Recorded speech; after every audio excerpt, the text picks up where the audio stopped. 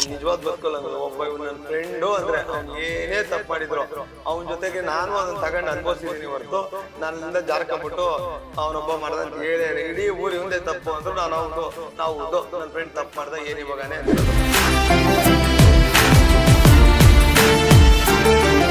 Big boss ಮನೆಯಲ್ಲಿ ಈ cockroach ಅನ್ನ ಅರ್ಥ ಮಾಡಿಕೊಳ್ಳದೆ ಸ್ಪರ್ಧೆ ಯಾರು ಅರ್ಥ ಮಾಡ್ಕೊಳಕ್ಕೆ ಎಲ್ಲರೂ ಅರ್ಥ ಮಾಡ್ಕೊಂಡಿಲ್ಲ ಇಲ್ಲ ನಾವು ಓದೋಲ್ಲ ಸುರಿಯಣ್ಣ ಮನೇಲಿ ಯಾರು ಅರ್ಥ ಆಗಲ್ಲ ಈ ನಗು ತರ್ಸೋದು ಎಷ್ಟು ಕಷ್ಟ ಗೊತ್ತಾ ಅಳ್ಸೋದು ಸಖತ್ ಈಸಿ 2 ಲೈನಲ್ಲಿ ಹೋಗ್ತೀನಿ ಅಳಿಸ್ಬೋದು 20 ಲೈನ್ ಬೇಕು ಮುಂಚೆ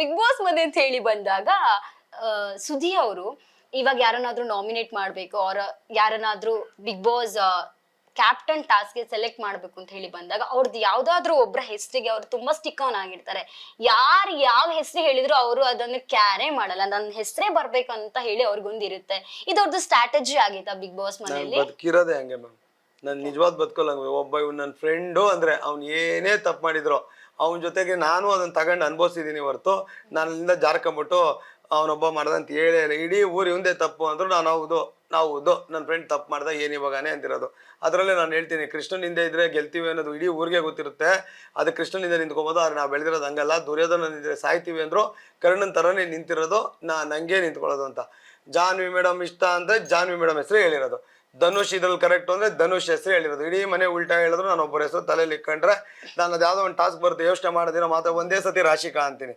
ಎಕ್ಸ್ಪ್ಲನೇಷನ್ ಇಲ್ಲ ಅವ್ರು ಬರ್ರಿ ಅದೇನೋ ಮಾತಾಡೋಣ ಲೆಟರ್ದ್ರಲ್ಲಿ ರಕ್ಷಿತಾ ರಾಶಿಕಾ ಅಷ್ಟೇ ಜಾನ್ವಿ ಮೇಡಮ್ ಅಷ್ಟೇ ಬಟ್ ಅದರಿಂದ ಯಾರಿಗೂ ಲೆಟರೇ ಸಿಕ್ಕಿಲ್ಲ ಅಲ್ಲ ಸರ್ ನಿಮ್ಮ ನಿರ್ಧಾರಗಳಿಂದ ಹಂಗನ್ಬಿಟ್ಟು ಈಗ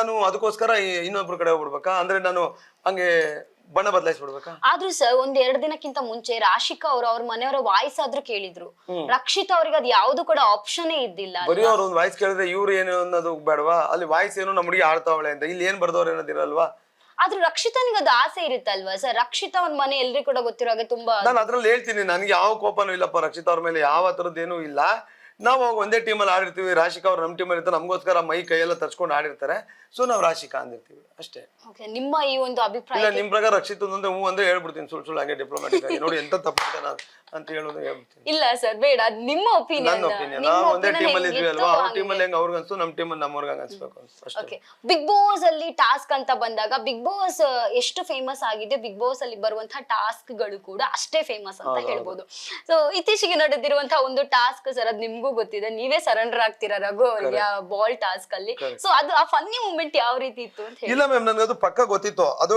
ಫನ್ನಿ ಮೂಮೆಂಟ್ ಅಲ್ಲ ಅದು ಸೀರಿಯಸ್ ಟಾಸ್ಕ್ ಅದು ಕ್ಯಾಪ್ಟನ್ಸಿ ಟಾಸ್ಕ್ ಅದು ಈಗ ನಿಮ್ಗೆ ಆಗದೇ ಇಲ್ಲ ಅಂತ ಗೊತ್ತಿರುತ್ತೆ ನೀವು ಒಬ್ಬೊಬ್ಬ ಅಂದ್ರೆ ಒಂದು 20 kg ಬಕೆಟ್ ಎತ್ತೀನಿ ಅಂತ ನಮ್ಗೆ ಒಂದು 2 ಬಕೆಟ್ ಅಲ್ಲಿ ನೀರು ತುಂಬಿಕೊಡ್ತೀನಿ ಎಷ್ಟು ಕೆಜಿ ಎತ್ತೀರಾ ನೀವು ಒಂದ್ 2 kg ಎರಡು ಅಲ್ಲ ಒಂದು 20 kg ಬೇಡ ಒಂದು 10 kg 4 ಬೊಟ್ಟಿಟ್ಟಿರ್ತೀನಿ ಅನ್ಕೊಳ್ಳಿ ಎಷ್ಟು ಕೆಜಿ ಎತ್ಕೊಂಡ್ಬಂದು ನೀವು ಆರಾಮಾಗಿ 10 kg ಇದ್ದೆ 100 kg ಇರ್ತೀನಿ ನಿಮ್ಗೆ ಫಸ್ಟೇ ಗೊತ್ತಿರುತ್ತೆ ಆಗಲ್ಲ ಸೇಮ್ ಹಂಗೆ ರಘು ನನಗೆ ಫಸ್ಟೇ ಗೊತ್ತಿತ್ತು ಇದಾಗಲ್ಲ ಅಂತ ನಾವು ಅಲ್ಲಿ ಹೋಗಿರೋ ಜನ ಎಂಟರ್ಟೈನ್ ಮಾಡಕ್ಕೆ ಆದ್ರೂ ನೀವು ಅವ್ರಿಗೆ ಫೈಟ್ ಕೊಡ್ಬೇಕಿತ್ತು ಅಂತ ಹೇಳಿ ಅನ್ಸಿದ್ದು ಸರ್ ನೀವೇ ಸರೆಂಡರ್ ಆದ್ರಿ ಇಲ್ಲ ಮೇಡಮ್ ಅವಾಗ ಧ್ರುವ ಆಚೆಗೆ ಹೋಗಿರ್ತಾನೆ ಅದಾದ್ಮೇಲೆ ಪಾಸ್ ಮಾಡ್ಬೇಕು ಈ ಅಪ್ಪ ಧ್ರುವನು ತಳ್ಬಿಟ್ಟು ನನ್ ಕಡೆ ಬರ್ತಾನೆ ಅಪ್ಪ ಸ್ವಾಮಿ ಅದು ವಾಯ್ಸ್ ನಿಮ್ಗೆ ಕೇಳಿಸಲ್ಲ ಗೊತ್ತಿಲ್ಲ ಅಪ್ಪ ಸ್ವಾಮಿ ಪಾಸ್ ಆಗೈತೆ ತಡಿ 1 ನಿಮಿಷ ಇರು ಸ್ವಾಮಿ ಅಂತ ಅಂದಿದ್ದು ನಾನು ಆಡಲ್ಲ ಅಂತ ಅಂದಿದ್ದಲ್ಲ ಪಾಸ್ ಆಗೈತಿರಪ್ಪ ಬೆಲ್ಲಾಗ್ಲಿ ನಮ್ದು ಮೇಡಮ್ ಅದೇ ನಾನು ಹೇಳ್ತಿರೋದು ಈಗ ನನ್ಗೆ ಪಕ್ಕ ಗೊತ್ತಿರುತ್ತೆ ಇದ್ರಲ್ಲಿ ಆಗದೇ ಇಲ್ಲ ಆಗಲ್ಲ ಮ್ಯಾಮ್ ಫ್ಯಾಕ್ಟ್ ಅದು ಪ್ರಾಕ್ಟಿಕಲ್ ಆಗಿ ಮಾತಾಡ್ಬೇಕಲ್ವಾ ಇಲ್ಲಿ ಕೂತ್ಕೊಂಡು ನಾನು ಸುಳ್ಳು ಹೇಳಿದ್ರೆ ನೀವು ತೋರಿಸಲ್ಲ ಸುಳ್ಳು ಹೇಳಿದ ಕಾಕ್ರೋಚ್ ಅಂತ ಗೊತ್ತಿತ್ತು ನನಗೆ ನಾವು ಬಂದಿರೋದೇನಕ್ಕೆ ಜನಕ್ಕೆ ಎಂಟರ್ಟೈನ್ ಮಾಡಕ್ಕೆ ಅದನ್ನ ಎಂಟರ್ಟೈನ್ಮೆಂಟ್ ಆಗಾರು ತಗೊಂಡೋಗೋಣ ಅಂತೇಳಿ ಹಂಗೆ ಫನ್ ಆಗಿ ತಗೊಂಡು ನೀವು ಖುಷಿ ಪಟ್ರಿಲ್ವಾ ನೀವಾಗ್ಲೂ ನಕ್ಕೊಂಡೆ ಪ್ರಶ್ನೆ ಕೇಳಿದ್ರಲ್ವಾ ಈ ನಗು ತರ್ಸೋದು ಎಷ್ಟು ಕಷ್ಟ ಗೊತ್ತಾ ಅಳ್ಸೋದು ಸಖತ್ ಈಸಿ 2 ಲೈನಲ್ಲಿ ಒಬ್ಬ ವ್ಯಕ್ತಿನ ಅಳಿಸ್ಬೋದು 20 ಲೈನ್ ಬೇಕು ಒಬ್ಬ ಮನುಷ್ಯ ನಗ್ಸಕ್ಕೆ ನಗ್ಸಿದೀನಿ ಬಿಗ್ ಬಾಸ್ ಮನೆಯಲ್ಲಿ ಕಾಕ್ರೋಚ್ ಒಳಗೆ ಕಡ್ಲಿರುವಂತಹ 48 ದಿನಗಳಲ್ಲಿ 48 ದಿನಗಳಲ್ಲಿ ಇಟ್ಸ್ ಅ ಬೆಸ್ಟ್ ಮೂಮೆಂಟ್ ನಂದು ಬಿಗ್ ಬಾಸ್ ಜರ್ನಿಯಲ್ಲಿ ಅಂತಿದ್ರೆ ಯಾವ್ದು ಸರ್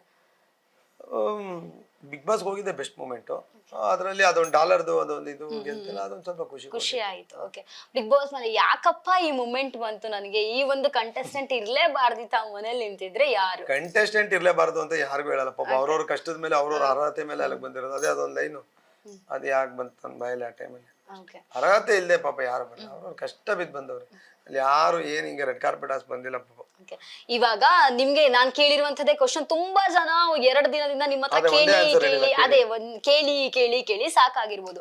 ಇವಾಗ ಏನು ಅಂತ ಹೇಳಿದ್ರೆ, ನಿಮ್ ಹೆಸರು ಕಾಕ್ರೋಚ್ ಸುದ್ದಿ ಅಂತ ಹೇಳಿ, ಕಾಕ್ರೋಚ್ ಖಾಲಿ ಜಿರಳೆ ಒಂದು ವೇಳೆ ಮನೆಗ್ ಹೋಗ್ತಾ ಇದ್ರೆ ಏನ್ ಮಾಡ್ತಾ ಇತ್ತು ಅಂತ ಹೇಳಿ ನಾನೊಂದು 5-6 ಕ್ವಶನ್ಸ್ ಕೇಳ್ತೇನೆ, ನೀವು ಹೇಳ್ಬೇಕು ಆಯ್ತಾ ನನಗೆ? ಬಂದ್ರೆ ನನ್ನ ಬುದ್ಧಿವಂತಿಕೆಗೆ ಹೇಳ್ವೇನು. ಸರ್, ನಿಮ್ ಬುದ್ಧಿವಂತಿಕೆ ನಾವು ಚಂದ ನೋಡಿದ್ದೇವೆ. ಅಯ್ಯೋ, ಬುದ್ಧಿವಂತಿಕೆ ಇದ್ದೀರ, ನಾನು 8ನೇ ವಾರಕ್ಕೆ ಏಕೆ ಬರುತ್ತಿದ್ದೆ, ಅಲ್ಲೇ ಇರುತ್ತಿದ್ದೆ.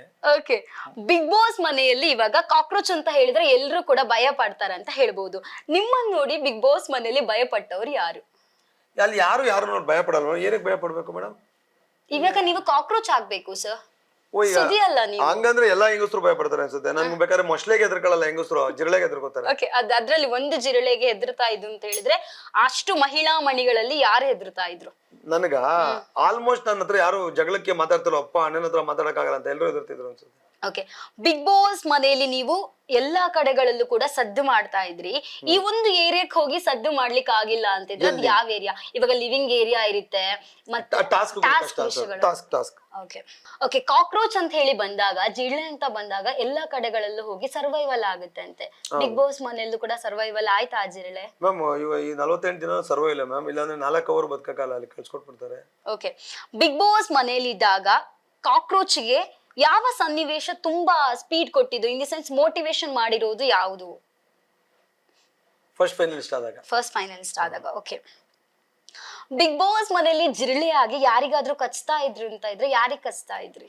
ಎಲ್ಲರಿಗೂ ಕಷ್ಟ ಇದೆ, ಅಲ್ಲಿ ಇರೋರೆಲ್ಲರೂ ಆಚೆ ಹಾಕ್ಬೇಕು ಅಂತಾನೆ. ಅಲ್ಲಿ ಆ ಟಾಸ್ಕಿನ ಪ್ರಕಾರ ಎಲ್ಲರೂ ಶತ್ರು ಪಡೆಗಳೇ. ಓಕೆ, ಬಿಗ್ ಬಾಸ್ ಮನೆಯಿಂದ ಹೊರ ಬಂದ್ಮೇಲೆ ಅವನು ಕಾಕ್ರೋಚ್ ಅಂತ ಜನ ಹೇಳೋದನ್ನು ಹೇಗೆ ಸ್ವೀಕರಿಸ್ತೀರಾ ನೀವು? ನಾನು ಮುಂಚೆನೂ ಕಾಕ್ರೋಚ್ ಅಂತ ಇದ್ದೆ, ಬಿಗ್ ಬಾಸ್ ಅಲ್ಲಿ ನಂಗೆ ಕಾಕ್ರೋಚ್ ಅನ್ನೋ ಹೆಸರು ಬರ್ಲಿಲ್ಲ. ಕಾಕ್ರೋಚ್ ಅನ್ನೋ ಹೆಸರಿದ್ದಕ್ಕೆ ಬಿಗ್ ಬಾಸ್ಗೆ ಹೋಗಿರೋದು.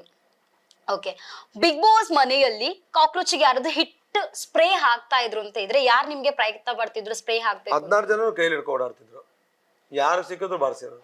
ಓಕೆ, ನಿಮ್ಮ ಗೇಮ್ ಪ್ಲಾನ್ ಕಾಕ್ರೋಚ್ ಅಂತ ಹೇಳಿ ಬಂದಾಗ ಅದು ನೈಜತೆ ಅಂತ ಹೇಳ್ಬೋದು. ಅದು ಎಲ್ರಿಗೂ ಕೂಡ ಗೊತ್ತಿದೆ, ಕಾಕ್ರೋಚ್ ಎಲ್ಲಾ ಕಡೆ ಕೂಡ ಹರಿದಾಡ್ತಾ ಇರುತ್ತೆ. ಬಿಗ್ ಬಾಸ್ ಮನೆಯಲ್ಲಿ ಈ ಕಾಕ್ರೋಚ್ ಯಾವೆಲ್ಲ ಕಡೆ ಹರಿದಾಡ್ತಾ ಇತ್ತು ಅಂತ ಹೇಳಿದ್ರೆ ಕಚ್ಚಿ ಎಲ್ಲರಿಗೂ ಕೂಡ ಒಂದು ಇರುವೆ ತರ ಎಲ್ರಿಗೂ ಕೂಡ ಸಿಹಿಯನ್ನ ಅನಿಸ್ತಾ ಇತ್ತಲ್ವಾ? ನೀವ್ ಯಾವ ರೀತಿ ಇದ್ರಿ ಅಂತ ಹೇಳಿ? ಅದ್ ನನಗೆ ಗೊತ್ತಾಗಲ್ಲ ಮ್ಯಾಮ್, ಅದು ಅವ್ರನ್ನೇ ಕೇಳ್ಬೇಕಾಗತ್ತೆ. ನನ್ನ ಪರ್ಸ್ಪೆಕ್ಟಿವ್ ಅನ್ಸುತ್ತೆ, ಹೌದು ನಾನು ಎಲ್ಲ ಕಡೆ ಇದ್ದೆ ಅಂತ. ಯಾರೇ ಕೇಳಿಲ್ವಲ್ಲ, ನಾನು ಎಲ್ಲಿ ಮಾತಾಡಿದೆ ಹಿಂಗೆ ಬರುತ್ತೆ, ಅದು ಅವ್ರಗಳನ್ನೇ ಕೇಳ್ಬೇಕು ಮ್ಯಾಮ್. ಓಕೆ, ಬಿಗ್ ಬಾಸ್ ಮನೆಗೆ ನಿಮ್ಗೆ ಹೋಗ್ಲಿಕ್ಕೆ ಅವಕಾಶ ಮತ್ತೊಂದು ಸಿಕ್ಕಿದ್ರೆ ನೀವು ಕಾಕ್ರೋಚ್ ಆಗಿ ಹೋಗ್ತೀರಾ ಅಲ್ಲ ಸುದ್ದಿ ಆಗಿ ಹೋಗ್ತೀರಾ? ಮತ್ತೆ ಜನ್ಮದಲ್ಲಿ ಎಲ್ಲಿ ಸಿಗುತ್ತೆ ಮ್ಯಾಮ್, ಒಬ್ಬ ಕಂಟೆಸ್ಟೆಂಟ್ ತಿರ್ಗಾ ಹಾಕಲ್ಲ ಅನ್ಸುತ್ತೆ ಮ್ಯಾಮ್. ಅಲ್ಲ, ಇನ್ನೊಂದ್ಸತಿ ವೈಲ್ಡ್ ಕಾರ್ಡ್ತಾರೆ, ಇನ್ನೊಂದ್ಸತಿ 2 ವೈಲ್ಡ್ ಕಾರ್ಡ್ ಇಲ್ಲ ಮ್ಯಾಮ್. ಈಗ ಸಿನಿಮಾ ಕಮಿಟ್ಮೆಂಟ್ಗಳಿದೆ, ಡೇಟ್ ಕೊಟ್ಬಿಟ್ಟಿದ್ದೀನಿ, ಬಂದಾಗಿದ ತಕ್ಷಣ ಮಧ್ಯದ ಗ್ಯಾಪಲ್ಲಿ ಎಲ್ಲ ಮಾತಾಡ್ಕೊಂಡು ಎಲ್ಲ ಅಂದ್ರೆ ನನಗೆ ಡೇಟ್ ಇಲ್ಲ ಮ್ಯಾಮ್. ಓಕೆ, ಕಾಕ್ರೋಚ್ ಸುದ್ದಿ ಅವರಿಗೆ ಇವಾಗ ಕಾಕ್ರೋಚ್ ಅಂತ ಹೇಳಿ ಟ್ಯಾಗ್ ಲೈನ್ ಅಲ್ಲಿ ಕರೆದಾಗ ನಿಮ್ಗೆ ಅದೊಂಥರ ಜೋಕ್ ತರ ಅನ್ಸುತ್ತಾ? ಅಲ್ಲ ಫೀಲ್ ಪ್ರೌಡ್ ಆಗುತ್ತಾ? ನನ್ನ ಹೆಸರನ್ನು ಮರೆತು ಎಲ್ಲರೂ ಕೂಡ ಕಾಕ್ರೋಚ್ ಅಂತ ಕರೀತಾರೆ. ಚೈತನ್ಯ ಅಂತ, ಅದು ಬಿಟ್ಟು ಸರ್ನೇಮ್ ಎಲ್ಲ ಏನಿದೆ? ಕೊಟ್ಟಾರಿ ಶೆಟ್ಟಿ. ಆ ತರ ನನಗೆ ಈ ಕಾಕ್ರೋಚ್ ಮೇಡಮ್ ಹೆಸರು ತಂದು ಕೊಟ್ಟಿದ್ದು, ಅಲ್ಲಿವರೆಗೂ ನನ್ನ ಜನಕ್ಕೆ ಗೊತ್ತೇ ಇರಲಿಲ್ಲ ಮ್ಯಾಮ್. ಖುಷಿ ಆಗುತ್ತೆ ಮ್ಯಾಮ್. ಬಿಗ್ ಬಾಸ್ ಮನೆಯಲ್ಲಿ ಈ ಕಾಕ್ರೋಚ್ ಅನ್ನ ಅರ್ಥ ಮಾಡಿಕೊಳ್ಳದ ಸ್ಪರ್ಧಿ ಯಾರು? ಯಾರು ಅರ್ಥ ಮಾಡ್ಕೊಳಕ್ ಆಗಲ್ಲ ಮ್ಯಾಮ್. ಎಲ್ಲರೂ ಅರ್ಥ ಮಾಡ್ಕೊಂಡಿಲ್ಲ, ಇಲ್ಲ ನಾವು ಹೋದ್ರ ಪರಲ್ಲ ಸುಧಿಯಣ್ಣ ಮನೇಲಿ ಇರ್ಬೇಕು ಅಂತಿರೋರೇನೋ. ಯಾರಿಗೂ ಅರ್ಥ ಆಗಲ್ಲ ಮ್ಯಾಮ್. ಅಲ್ಲಿ ಅದು ಅರ್ಥ ಮಾಡ್ಕೊಳಕ್ ಹೋಗಿರೋಂತ ಒಂದು ಜಾಗ ಅಲ್ಲ ಮ್ಯಾಮ್. ಓಕೆ, ಕಾಕ್ರೋಚ್ ಆಗಿ ಒಳಗೆ ಹೋಗಿ ಕಿಂಗ್ ಆಗಿ ಬರ್ತೇನೆ ಅಂತ ಹೇಳಿ ಮನ್ಸಲ್ಲಿತ್ತು, ಡಮ್ಮಿ ಆಗಿ ಏನಾದ್ರು ಬಂದು ಅಂತ ಹೇಳಿ ಅನ್ಸ್ತಾ? ನನ್ ಮನ್ಸಲ್ಲಿ ಏನೋ ಹತ್ರ ಯಾವತ್ತಿರ್ಲಿಲ್ಲ. ನಾನ್ ಯಾವತ್ತು ಯಾವ್ದಕ್ಕೂ ಅಂತ ಅನ್ಕೊಂಡು ಹೋಗೋದಿಲ್ಲ ಮ್ಯಾಮ್. ಸುಮ್ನೆ ಹೋಗ್ತೀನಿ, ಅದ್ರ ಫಲಗಳೆಲ್ಲ ದೇವ್ರಿಗೆ ಬಿಟ್ಟಿದ್ದು, ಹಂಗ ಅನ್ಕೊಂಡ್ ಬರ್ತೀನಿ. ಓಕೆ, ಇವಾಗ ಈ ಸೆಗ್ಮೆಂಟ್ ಲಾಸ್ಟ್ ಏನು ಅಂತ ಹೇಳಿದ್ರೆ, ಬಿಗ್ ಬಾಸ್ ಮನೆಯಲ್ಲಿ ಇರುವಂತಹ ಅಷ್ಟು ಕಂಟೆಸ್ಟೆಂಟ್ ಗಳ ಹೆಸರು ಹೇಳ್ತೇನೆ, ಒಬ್ರೊಬ್ರಿಗೆ ಒಂದೊಂದು ಪ್ರಾಣಿ ಹೆಸರನ್ನು ಹೋಲಿಸ್ಬೇಕು ಸರ್ ನೀವು, ಓಕೆನಾ? ಓಕೆ, ಮೊದ್ಲಿಗೆ ಧನುಷ್. ಚೀತಾ ಅನ್ಕೊಳ್ಳಿ, ಸ್ಪೀಡ್ ಅವನು ಆಟದಲ್ಲಿ. ಚಿರತೆ. ಓಕೆ, ಸ್ಪಂದನ. ನವಿಲು. ಅಭಿಷೇಕ್. ಒಂಥರ ಹೈನಾ ತರ, ಪಾಪ ಎಲ್ಲ ಫೈಟ್ ಮಾಡ್ತಾನೆ, ಬಟ್ ಕೊನೆಯಲ್ಲಿ ಸೋತ್ ಬಿಡ್ತಾನೆ. ರಾಶಿಕಾ. ಒಂಥರ ಹದ್ದು ತರ ಟಾಸ್ಕ್ ಅಂತ ಬಂದ್ರೆ ಮಹಿಳೆಯರಲ್ಲಿ ಖಡಕ್. ರಕ್ಷಿತಾ ಈ ಹನಿ ಬ್ಯಾಡ್ಜರ್ ಅಂತ ಒಂದ್ ಬರುತ್ತೆ, ಸ್ಟೇಸ್ಟ್ ಇರುತ್ತೆ, ಸಿಂಹನೂ ಹೊಡಿತಾ ಇರುತ್ತೆ. ಅದು ನೀವು ನೋಡಿರ್ತೀರಿ, ಕನ್ನಡದಲ್ಲಿ ಏನಂತ ಗೊತ್ತಿಲ್ಲ. ಮೂಗುಸಿ ತರನೇ ಇರುತ್ತೆ, ಹನಿ ಬ್ಯಾಡ್ಜರ್ ಅಂತ ಕರೀತಾರೆ. Okay. ಸಿಂಹಕ್ಕೂ ಅವಳಿ ಇಡುತ್ತದು. Okay. ನೀವು ನೋಡಿರ್ತೀರ ಸಿಂಹಗಳು ಹಿಂದೆ ಹೊಡಿತಾವ ಅದ್ ಬಂದ್ರೆ ಅಯ್ಯೋ ಅಂತ. ಹನಿ ಬ್ಯಾಡ್ಜರ್. ಓಕೆ, ಜಾನ್ವಿ ಅವರು. ಜಾನ್ವಿ ಅವರು ಒಂಥರ ರಾಜಹಂಸ ತರ ರಾಜಹಂಸ ಮಾಡ್ಕೊಂಡು ಗಂಭೀರವಾಗಿ ಡ್ರೆಸ್ ಹಾಕೊಂಡು ರೆಡಿ ಆಗಿ. ಚಿನಿಮಿನಿ ಡ್ರೆಸ್ ಹಾಕೊಂಡೆ ಸರ್. ನಿಮ್ಗೆ ಗೊತ್ತಲ್ಲ ಚಿನಿಮಿನಿಗೆ ಆಚೆ ಬರ್ಬೇಕಿತ್ತು. ರಾಜಹಂಸ ತರ. ಓಕೆ, ಅಶ್ವಿನಿ ಅವರು. ಅಶ್ವಿನಿ ಅವರು ಒಂಥರ ಹೆಣ್ಣು ಹುಲಿ ತರ. ಹುಲಿನೇ ಅವರು. ನೀವೇ ನೋಡ್ತಾ ಇದೀರಲ್ಲ, ಇನ್ಯಾರು ಹೋಲಿಸ್ತೀರಾ ನೀವು ಅವ್ರನ್ನ ಆ ಹೆಣ್ಮಕ್ಳು ಕಂಪೇರ್ ಮಾಡಿದ್ರೆ? ಓಕೆ, ಸೂರಜ್. ಸುಮ್ನೆ ಆನೆ ತರ ಹೆವಿ ಘಟ ಅಷ್ಟೇ. ಓಕೆ, ರಘು ಅವರು. Dinosaurs. Dinosaur. Okay, Gilli super ma'am. ಒಂಥರ ಜಿಂಕೆ ತರ ಆ ಕಡೆ ಈ ಕಡೆ ಎಗರ್ಕೊಂಡು ಚಾಂಗ್ ಪಾಂಗ್ ಅಂತ ಚೆನ್ನಾಗಿದೆ. ಕಾವ್ಯ. ಒಂಥರ ಬಾವುಲಿ ತರ ಕಂಡ್ರು ಕಾಣದಂಗ ಒಂದ್ ಸ್ವಲ್ಪ ಬಿಗ್ ಬಾಸ್ ಮನೆಯಲ್ಲಿ ಟಾಪ್ 5 ಕಂಟೆಸ್ಟೆಂಟ್ ಇವ್ರೆ ಅಂತ ಇದ್ರೆ ಸುದಿ ಅವ್ರ ಪ್ರಕಾರ ಯಾರು? ಮೇಡಮ್ ಅದು ನಿಜವಾಗ್ಲೂ ಆನೆಸ್ಟ್ ಆಗಿ ಹೇಳ್ಬೇಕಂದ್ರೆ ಈಗ ಚಾನ್ಸೇ ಇಲ್ಲ ಮೇಡಮ್ ಹೇಳಕ್ಕೆ. ಡೈಮೆನ್ಷನ್ ಚೇಂಜ್ ಆಗ್ತಾನೆ ಇರುತ್ತೆ. ನೀವೇ ನೆಡವಾರದಲ್ಲಿ ನೋಡಿ ನಿಮ್ ತಲೆಯಲ್ಲೇ ಬೇರೆಯವ್ರು ಇರ್ತಾರೆ. ಈಗ ಸುದಿನ ಟಾಪ್ 5 ಅನ್ಕೊಂಡ್ರೆ ಸುದಿ ಬಂದ್ರ ಹಿಂಗೆ ಏನು ಹೇಳಕ್ಕಲ್ಲ ಮ್ಯಾಮ್.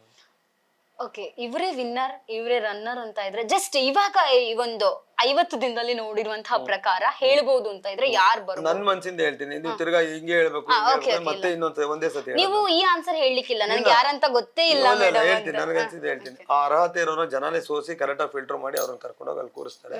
ಅವರೇ ಆ ಫೈನಲ್. ಅದಕ್ಕಿಂತ ಒಂಚೂರು ಕಮ್ಮಿ ಇರೋ ರನ್ನರು. ಇದೇ ಆಕ್ಚುಲಿ ಆನೆಸ್ಟ್ ಆನ್ಸರ್. ಇದು ಬಿಟ್ಟು ಏನೋ ಹೇಳೋದು ಅಂದ್ರೆ ಅದು ಸುಳ್ಳಾಗುತ್ತೆ. ಇದಕ್ಕೆ ನಂದೇ ತಾನೇ ನೀವು ಕೇಳಬೇಕು. ಇದೇ ಆನೆಸ್ಟ್ ಆನ್ಸರ್. ಬಿಗ್ ಬಾಸ್ ಮನೆಯಲ್ಲಿ ಕಳೆದಿರುವಂತಹ 48 ದಿನಗಳನ್ನು ಒಂದು ಲೈನ್ ಅಲ್ಲಿ ಡಿಸ್ಕ್ರೈಬ್ ಮಾಡ್ಬೇಕು ಅಂತಿದ್ರೆ ಏನ್ ಹೇಳ್ತೀರಾ? ತುಂಬಾ ಕಷ್ಟ ಮೇಡಮ್ ಅಲ್ಲಿ. ಅಂದ್ರೆ ನಿದ್ದೆ ಊಟ ಎಲ್ಲ ತುಂಬಾ ಕಮ್ಮಿ, ಮನೆಯವರು ಅದೆಲ್ಲ ಇರೋದಿಲ್ಲ, ಕಮಿಟ್ಮೆಂಟ್ ಇರಲ್ಲ, ಫೋನ್ ಇರೋದಿಲ್ಲ. ಸ್ವಲ್ಪ ಕಷ್ಟ ಮ್ಯಾಮ್. ಅದು ತುಂಬಾ ಕಷ್ಟ ಬಿದ್ದು ಆಡಿ ತುಂಬಾ ಕಷ್ಟದಲ್ಲಿ ಗೆಲ್ಲುವಂಥದ್ದು ಯಾವ್ದಾದ್ರು ಅವಾರ್ಡು ಆ ಥರದಿದ್ರೆ Bigg Boss. Okay, non veg ಅಲ್ಲಿ ತುಂಬಾ ಕಷ್ಟ ಪಡ್ತಾ ಇದ್ರಿ. ಚಿಕನ್ ಅಂತ ಇದ್ರೆ ನಿಮ್ಗೆ ಬಾರಿ ಇಷ್ಟ ಅಂತ ಬರೀ ಚಿಕನ್ ತಿನ್ನೋದು ನಾನು. ಓಕೆ, ಎಷ್ಟು ಚಿಕನ್ ತಿಂದ್ರಿ ಬಿಗ್ ಬಾಸ್ ಮನೆಯಿಂದ ಬಂದ್ಮೇಲೆ? ಒಂದೇ ಒಂದ್ಸತಿ ಅಲ್ಲಿ ಇಲ್ಲ ಮ್ಯಾಮ್, ಇನ್ನೂ ಬಿಟ್ಟೇ ಇಲ್ವಲ್ಲ ಮ್ಯಾಮ್ ನೀವು. ನಾನು ಹೋಗುತ್ತೆ ರಾತ್ರಿ ಆಗಿರುತ್ತೆ, ಏನೋ ಒಂದು ಆಮ್ಲೆಟ್ ಒಂದು ಚಪಾತಿ ಹಾಕೊಂಡು ಮಲ್ಕೋತಾ ತಿನ್ಬಿಟ್ಟು ಅಷ್ಟೇ. ಕೊನೆಯದಾಗಿ ನಮಗೆ ಕಾಕ್ರೋಚ್ ಅವರು ತುಂಬಾ ಬಿಸಿ ಆಗಿದ್ದಾರೆ ಬ್ಯಾಕ್ ಟು ಬ್ಯಾಕ್ ಸಿನಿಮಾಗಳಲ್ಲಿ ಅಂತ ಹೇಳಿ ನೀವು ಹೇಳಿದ್ರಿ. ಯಾವ ಸಿನಿಮಾಗಳು ಬರ್ತಾ ಬ್ಯಾಕ್ ಟು ಬ್ಯಾಕ್ ತುಂಬಾ ಬಿಸಿ ಇದೆ. ಈಗ ಒಂಚೂರು ಪೆಂಡಿಂಗ್ ಸಿನಿಮಾಗಳಿದೆ. ಈಗ ನಾಳೆಯಿಂದ ನೋಡ್ಬೇಕು. ಈಗ ಒಂದ್ 2 ಸಿನಿಮಾಗೆ ಆಲ್ರೆಡಿ ಹಳೆದ್ರದ್ದೇ ಡೇಟ್ಗಳು ಹೇಳ್ಬಿಟ್ಟಿದೀನಿ ಮಾಡ್ಕೊಂಬಿಡಿ ಅಂತ. ಒಂದ್ 3 ನಾನು ಮುಂಚೆ ಲೀಡ್ ಆಗಿ ಮಾಡ್ತಾ ಇರೋದು ಬ್ಯಾಲೆನ್ಸ್ ಇದೆ. ಒಂದ್ 7 ಸಿನಿಮಾ ವಿಲನ್ ಆಗಿ ಮಾಡ್ತಾ ಬ್ಯಾಲೆನ್ಸ್ ಇದೆ. ಅದರಲ್ಲಿ ಅಮರಾವತಿ ಪೊಲೀಸ್ ಸ್ಟೇಷನ್, ಕಟಾರ, ಕುಟೀರ, ಅತ್ತಿಕಾಯ, ಪೊಲೀಸ್ ಬೀಟ್, ಆಮೇಲೆ ಒಂದು ಫೋಟೋ ಶೂಟ್ ಎಲ್ಲ ಮುಗಿಸ್ಕೊಡೋದು ಮೇಡಮ್. ವಿಶ್ವಾಸ್ ಸರ್ ಅಂತ, ಅದ್ರದ್ದು ಬಾಯಿಗೆ ಬರ್ತಾ ಇಲ್ಲ ಹೆಸರು ನನಗೆ. ಇದೆ ಮ್ಯಾಮ್, ಒಂದು 7-8 ಸಿನಿಮಾ ವಿಲನ್ ಆಗಿರೋದು ಇದೆ ಮ್ಯಾಮ್. ನಂಗೆ ಅದು ಹಿಂಗೆ ಪಟ್ಟಂತ ಬರ್ದಿಕ್ಕೆ ಒಂದಿರ್ತೀನಿ. ಅದು ಮಾತ್ರ ಈ ಯಾವ್ದು ಮಾಡ್ತೀನಿ. ಸುದೀಪ್ ಸರ್ ಬಗ್ಗೆ ಏನ್ ಹೇಳ್ತೀರಾ ಸರ್? ಮ್ಯಾಮ್ ಅದೇ ಅವರು ಬಂದು ತುಂಬಾ ನೀಟಾಗಿ ಇಂಟು ಕೊಡ್ತಾ ಇರ್ತಾರೆ. ಅದನ್ನೇ ನಾನು ಹೇಳಿದ್ದು, 2 ಕಿವಿ ದೇವ್ರು ಹಾಕೊಟ್ಟೋದ್ರೆ ಕರೆಕ್ಟಾಗಿ ಕೇಳಿಸ್ಕೊ ಅಂತ, ಬಾಯಿ ಹಾಕೊಟ್ಟೋದ್ರೆ ಕಮ್ಮಿ ಮಾತಾಡುವಂತ. ಅವ್ರು ಕೂಡ ಇಂಟುಗಳನ್ನ ಹಿಡಿದ್ಬಿಟ್ರೆ ಸಿಕ್ಬಿಡುತ್ತೆ ಮ್ಯಾಮ್. ಒಂದು ರೂಟು ಗ್ರಿಪ್ಪು ದ್ರೋಣಾಚಾರ್ಯ ತರ ಹೇಳ್ತಾರೆ ತುಂಬಾ ನೀಟಾಗಿ. ಅದನ್ನ ಕರೆಕ್ಟಾಗಿ ಗಮನಿಸಿಲ್ಲ ಅಂದ್ರೆ ಆಚೆ ಬರ್ತೀವಿ ಮ್ಯಾಮ್. ಹಾ ಮ್ಯಾಮ್. ಕೊನೆಯದಾಗಿ ನಿಮ್ಮ ಅದೆಷ್ಟು ಅಭಿಮಾನಿಗಳಿದ್ದಾರೆ ಸರ್, ನಿಮ್ಮ ಅಭಿಮಾನಿಗಳಿಗೆ ಏನ್ ಹೇಳ್ತೀರಾ? ಮ್ಯಾಮ್ ಅದೇ, ನಾನು ಯಾವತ್ತೂ ಅಷ್ಟು ದೊಡ್ಡ ಕೆಲ್ಸಗಳು ಮಾಡಿಲ್ಲ, ಅಭಿಮಾನಿ ಅಂತ ಹೇಳಲ್ಲ. ನನ್ನ ಪ್ರೀತಿಸೋರು ಒಂದಷ್ಟು ಜನ ಇದ್ದಾರೆ ಮ್ಯಾಮ್. ಯಾವಾಗ್ಲೂ ನಾನು ಯಾವತ್ತೂ ಯಾವ ಇಂಟರ್ವ್ಯೂಲ್ಲೂ ಹೇಳಿಲ್ಲ ಅದು ತುಂಬಾ ದೊಡ್ಡ ಸಾಧನೆ ಮಾಡಿದವ್ರು ಹೇಳ್ಬೇಕು. ನನ್ನನ್ನು ಒಂದಷ್ಟು ಪ್ರೀತಿಸೋರು, ಅವ್ರಿಗೆ ಒಂಚೂರು ನಿರಾಸೆ ಮೂಡಿಸಿದ್ದೀನಿ ನಾನು. ಇನ್ನು ಮುಂದಿನ ದಿನಗಳ ಸಿನಿಮಾಗಳಲ್ಲಿ ಒಳ್ಳೆ ಪಾತ್ರಗಳು ಮಾಡಿ ಮತ್ತೆ ನಾನು ಕಂಬ್ಯಾಕ್ ಕೊಡೋಕ್ಕೆ ಟ್ರೈ ಮಾಡ್ತೀನಿ. ಟ್ರೈ ಎಲ್ಲ ಮಾಡ್ತೀನಿ. ಇದನ್ನ ಹೇಳ್ಬಳ್ಳೆ ಕ್ಷಮಿಸಿ ಎಲ್ಲ ನನ್ನ ಪ್ರೀತಿಸೋರು. Okay sir, all the very best upcoming ಎಲ್ಲ ಪ್ರಾಜೆಕ್ಟ್ಗಳಿಗೂ ಕೂಡ. ಕೇಳಿದ್ರಲ್ಲ ವೀಕ್ಷಕರೇ, ನಮ್ಮ ಇವತ್ತಿನ ಪಬ್ಲಿಕ್ ನೆಕ್ಸ್ಟ್ ನ ವಿಶೇಷ ಸಂಚಿಕೆಯಲ್ಲಿ ನಾವೆಲ್ಲರ ಪ್ರೀತಿಯ ಕಾಕ್ರೋಚ್ ಅವರು ಯಾವ ರೀತಿ ಮಾತಾಡಿದ್ರು, ಬಿಗ್ ಬಾಸ್ ಮನೆಯ ಅನುಭವವನ್ನು ಬಹಳ ಚೆನ್ನಾಗಿ ನಮ್ ಜೊತೆ ವ್ಯಕ್ತಪಡಿಸಿದ್ದಾರೆ.